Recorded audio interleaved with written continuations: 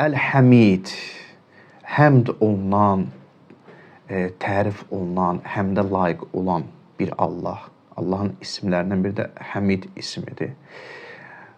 Biz Fatihə surəsində deyirik ki, Elhamdülillahi Rabbil aləmin. Həmd aləmlərin Rəbbinə məxsusdur. Özü də Əl-Həmd, bütün həmdlər. Hətta biz kimisə tərif ediriksə, əslində o tərif Allaha aiddir. Çünki hər şeyin söykənəcəyi Allahdır. Bütün gözəlliklər Allahın təcəllisidir.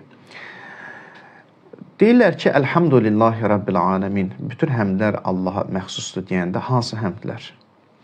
Məsələn, mənim həmdim, mən deyirəm Elhamdülillahi Rabbil aləmin. Mənim etdiyim həmd Allaha məxsusdur.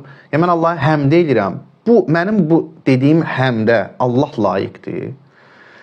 Təbii ki, mən nə həmd eləyirəm ki, yəni nə qədər mən layiq oldum ki, Allaha həmd eləyim, düzgün şəkildə həmd eləyim ki, mənim bu həmdim Allaha layiq olsun. Bəs kim? Arif bəndənin, Arif bəndə də deyir ki, Elhamdülillah Rabbil aləmin. Hə, onun həmdi mənim həmdimdən üstün olacaq. Hardasa onun həmdi Allaha uyğunlaşa bilər. Deyə bilər ki, onun həmdi Allaha layiqdir. Allah ona layiqdir daha doğrusu. Düzgün həmd eləyir, tərif eləyir.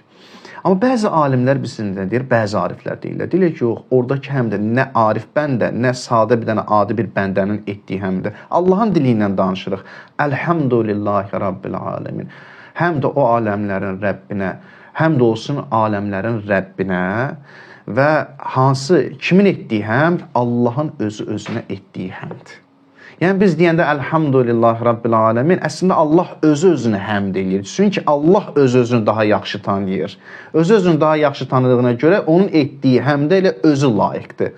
O layiq olduğu yer öz həmdidir. Biz sadəcə namazda Allahın özü-özünə etdiyi həmdi deyirik.